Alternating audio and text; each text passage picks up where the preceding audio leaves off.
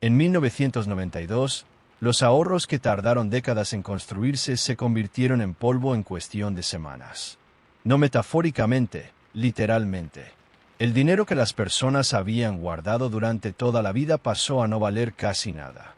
No había forma de retirar, no había forma de invertir, no había a dónde correr. El sistema simplemente dejó de funcionar. Esto no ocurrió de un momento a otro sin señales.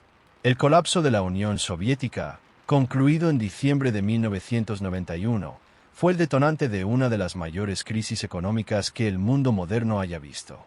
Pero lo que pocos perciben es que la destrucción económica no afectó a todos de la misma manera.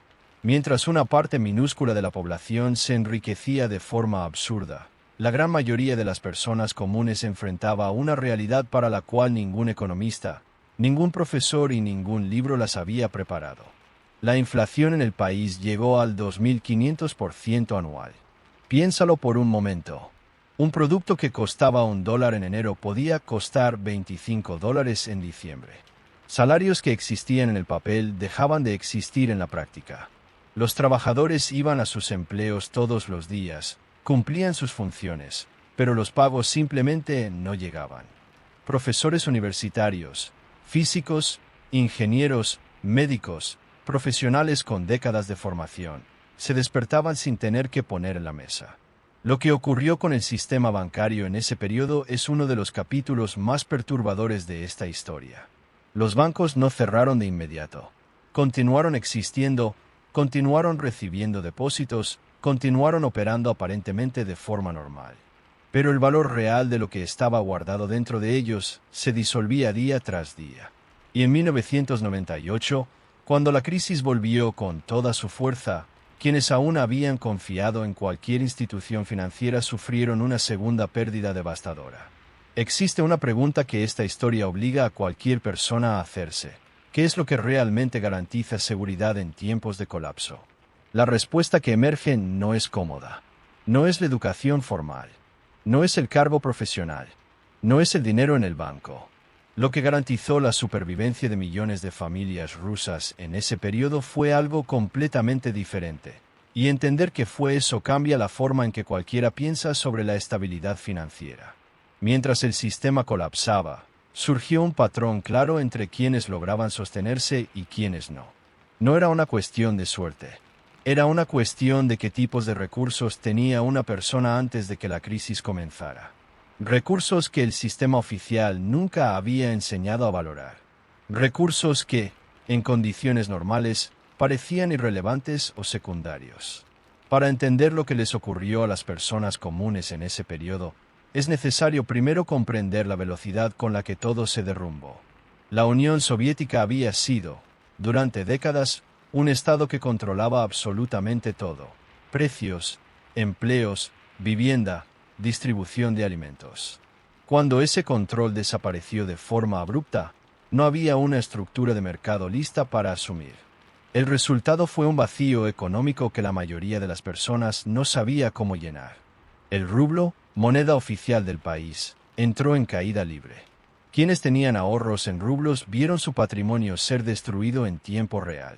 Una jubilación entera, décadas de trabajo y sacrificio, podía valer menos que una comida simple.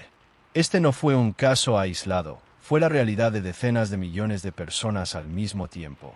Y es exactamente aquí donde la historia se vuelve más importante de lo que parece a primera vista. Porque este colapso no fue solo económico, fue civilizatorio. La expectativa de vida masculina se desplomó.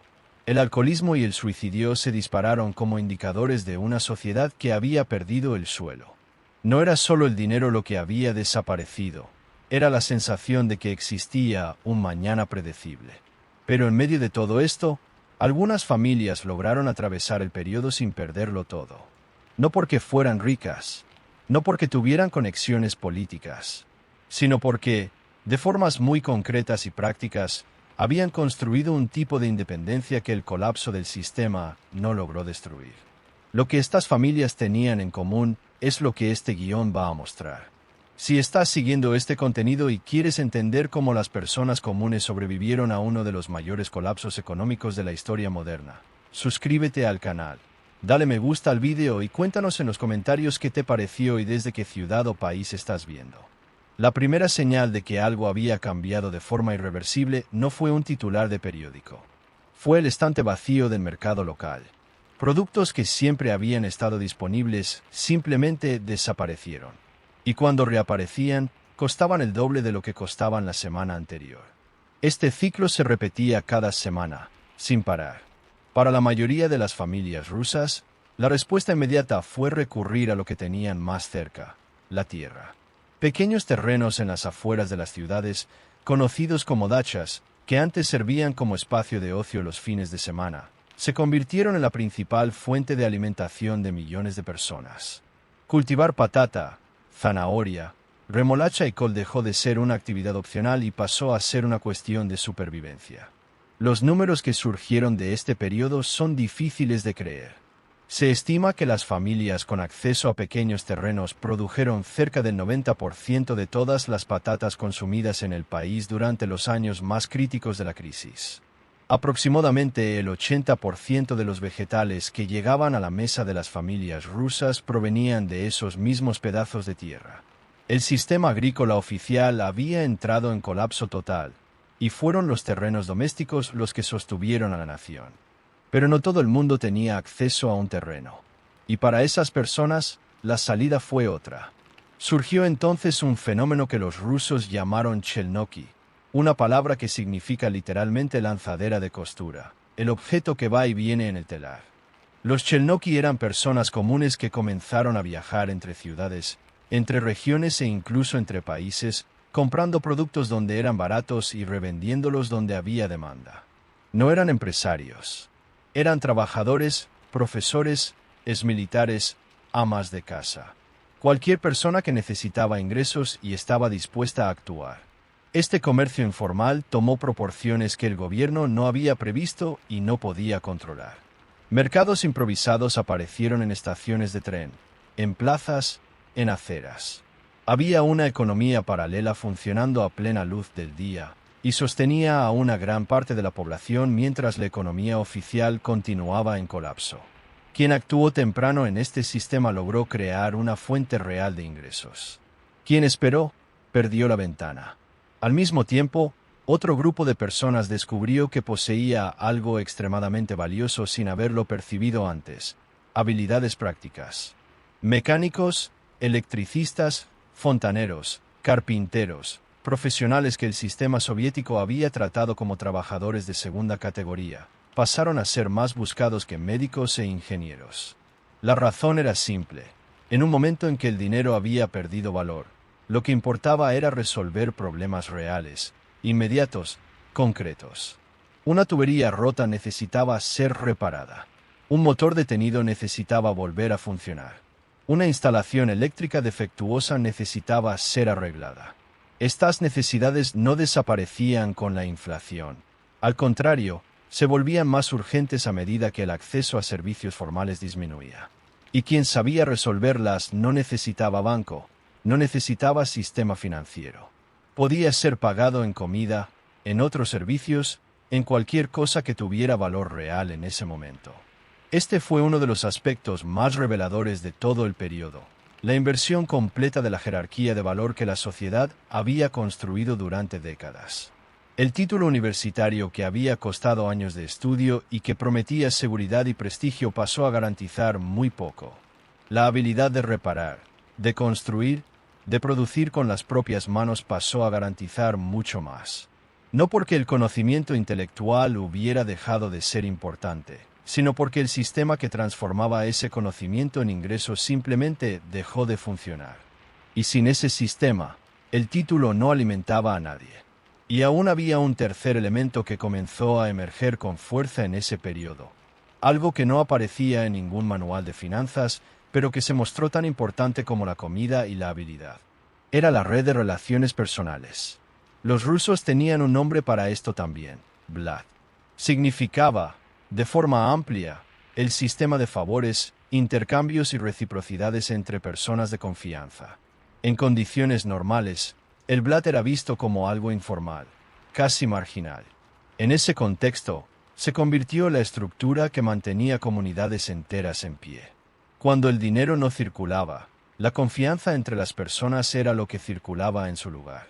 Y esa moneda invisible no tenía inflación.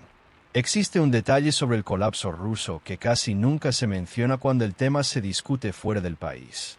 Mientras la inmensa mayoría de las familias perdía prácticamente todo, una pequeña parte de la población estaba acumulando riqueza a una velocidad que no tenía precedente histórico. No por mérito, no por talento, no por trabajo, sino porque estaban en el lugar correcto en el momento exacto en que las reglas del juego fueron completamente reescritas. El Estado soviético había controlado durante décadas industrias enteras: petróleo, gas, metales, telecomunicaciones, transporte pesado. Cuando el sistema colapsó, estos activos tuvieron que ser privatizados de alguna manera. El proceso que se adoptó tenía un nombre técnico, pero la práctica funcionó de una forma que dejó a la mayoría de la población sin entender lo que había ocurrido hasta que ya era demasiado tarde. Cada ciudadano ruso recibió vouchers, certificados que representaban una parte del patrimonio nacional. La idea, al menos en el papel, era democratizar la propiedad y distribuir entre toda la población lo que se había construido a lo largo de décadas. Lo que ocurrió en la realidad fue lo contrario. La mayoría de las personas, sin dinero para pagar gastos básicos y sin ninguna orientación sobre lo que esos papeles representaban, los vendió por cantidades irrisorias a quienes tenían dólares disponibles. Y quienes tenían dólares usaron esos vouchers para comprar empresas que valían miles de millones a precios de liquidación. Este es el momento en que la historia del colapso soviético se vuelve más perturbadora. No fue solo un sistema que falló. Fue un sistema que, al fallar, transfirió riqueza de forma masiva e irreversible de quienes no tenían información hacia quienes sí la tenían. La destrucción que la población común experimentó no ocurrió en el vacío. Ocurrió simultáneamente a la mayor concentración de riqueza que esa región había visto en toda su historia. Y la moneda que hizo esto posible fue el dólar físico guardado fuera de cualquier institución. Mientras el rublo entraba en caída libre, el dólar se convirtió en el único activo que mantenía valor real. ¿Quién guardaba dólares en casa? No en el banco, no en ninguna institución. Preservaba poder adquisitivo. ¿Quién dependía del sistema bancario para guardar cualquier cosa, en rublos o en lo que fuera? Sufrió. 2 veces. La primera en el colapso de 1991.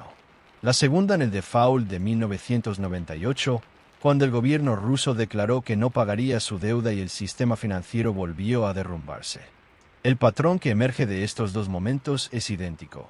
El sistema no avisa cuando va a fallar. Funciona, funciona, funciona, y entonces se detiene de golpe. Y cada vez que se detuvo, quienes estaban dentro de él perdieron. Quienes habían construido algún tipo de independencia respecto a él sobrevivieron. Esta no es una observación moralista sobre imprudencia financiera. Es simplemente lo que los datos de ese periodo muestran con absoluta claridad.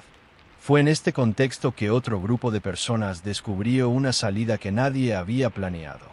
Quienes hablaban inglés o alemán con fluidez pasaron a tener acceso a algo que la mayoría no tenía. Empresas extranjeras que llegaban al país en busca de mano de obra calificada y que pagaban en dólares. No era una cuestión de título. Era una cuestión de poder comunicarse con quienes venían de fuera. Un idioma, habilidad que el sistema soviético había tratado como secundaria, se convirtió en un pasaporte hacia una economía completamente diferente. Físicos que no recibían salario desde hacía meses, profesores que no podían comprar comida para sus hijos, ingenieros que habían perdido cualquier perspectiva dentro del mercado interno. Algunos de estos profesionales lograron atravesar la crisis porque hablaban otro idioma. No porque su conocimiento técnico se hubiera vuelto irrelevante, sino porque el idioma abrió una puerta que el colapso interno no había cerrado. Todo esto junto, la tierra, las habilidades prácticas, el comercio informal, el dólar físico, la red de relaciones personales, el idioma, forma un retrato de cómo funciona la supervivencia real cuando el sistema se detiene. No es una lista de estrategias creadas por especialistas en oficinas. Es el registro de lo que personas comunes hicieron bajo presión extrema, sin manual, sin orientación, sin tiempo para pensar. Es lo que la necesidad obligó a surgir cuando ya no había ninguna otra salida disponible. Lo que el colapso soviético dejó como registro no es solo una tragedia económica. Es un mapa detallado. Un mapa de qué tipos de recursos realmente protegen a una persona cuando el entorno deja de ser predecible. Y lo que ese mapa muestra contradice gran parte de lo que las sociedades modernas enseñan sobre seguridad financiera. La narrativa más aceptada en periodos de estabilidad es simple. Estudia, especialízate, ahorra dinero, confía en las instituciones. Esta lógica funciona mientras el sistema funciona. El problema es que no fue construida para sobrevivir al momento en que el sistema se detiene. Y cuando se detiene, quienes siguieron esa narrativa al pie de la letra descubren que construyeron seguridad sobre una base que no era tan sólida como parecía. Lo que se mantuvo en pie durante el colapso ruso fue diferente. No era sofisticado. No requería formación especializada. Era fundamentalmente concreto. La capacidad de producir alimentos, de reparar cosas, de intercambiar favores con personas de confianza, de guardar valor fuera del sistema, de comunicarse con quienes estaban fuera de la crisis. Cada uno de estos elementos tenía en común una característica esencial. Funcionaban independientemente de cualquier institución. Esto no significa que la educación formal sea inútil o que ahorrar sea incorrecto. Significa algo más preciso, que la seguridad real no se construye con un solo tipo de recurso. Quienes atravesaron el periodo más difícil de aquellos años no eran necesariamente los más ricos antes de la crisis, ni los más educados. Eran quienes habían diversificado el tipo de capital que poseían, no solo financiero, sino también práctico, relacional y productivo. Existe una lección sobre el tiempo que esta historia hace imposible ignorar. Hay un patrón muy consistente entre quienes sobrevivieron bien y quienes sufrieron más. Los que actuaron antes de que la crisis alcanzara su punto máximo salieron en una posición mucho más favorable. No porque tuvieran más suerte, sino porque la anticipación genera opciones, y las opciones generan libertad de elección. Cuando la crisis ya está instalada, las mejores salidas generalmente ya han sido ocupadas por quienes llegaron primero. Este principio no es exclusivo de colapsos extremos como el ruso. Aparece en cualquier situación en la que el entorno cambia de forma rápida y completamente no anunciada. La diferencia entre quienes se adaptan y quienes no rara vez está en la inteligencia o el talento. Está en quien había construido, antes del cambio, algún grado real de independencia respecto de lo que estaba a punto de fallar. El periodo entre 1991 y 1998 en Rusia también dejó una lección clara sobre lo que realmente constituye riqueza. Durante la estabilidad, la riqueza tiende a medirse en números, saldo bancario, patrimonio declarado, inversiones. Durante el colapso, pasó a medirse en términos completamente diferentes: acceso a alimentos, capacidad de resolver problemas prácticos, calidad de las relaciones personales, movilidad. Ninguno de estos activos aparecía en ningún extracto bancario. Pero todos eran reales. Hay algo en esta historia que va mucho más allá de la Rusia de los años 90. El colapso soviético fue extremo en su velocidad y profundidad, pero la dinámica que expuso, la fragilidad de quienes dependen completamente de sistemas externos para sobrevivir, no pertenece a un país ni a una época. Pertenece a cualquier situación en la que una persona delega por completo su seguridad a estructuras que no controla. La pregunta que deja esta historia no es catastrofista. No es sobre cuándo ocurrirá el próximo colapso. Es una pregunta más simple y más útil. ¿Qué posees que seguiría teniendo valor si el sistema a tu alrededor cambiara de forma significativa? Alimentos que produces. Habilidades que resuelven problemas reales. Personas en quienes confías y que confían en ti. Valor guardado fuera de cualquier sistema que no controlas. Estas no son respuestas nuevas. Son las mismas respuestas que millones de personas comunes rusas descubrieron, muchas de ellas de la forma más dolorosa posible, entre 1991 y 1998. La diferencia es que las descubrieron bajo presión, sin tiempo, sin elección. Entender esto ahora, en condiciones normales, es lo que hace que esta historia sea relevante para cualquier persona, en cualquier lugar del mundo. Si llegaste hasta aquí, deja en los comentarios qué te pareció y desde qué ciudad o país estás viendo. Y suscríbete al canal para no perder los próximos vídeos.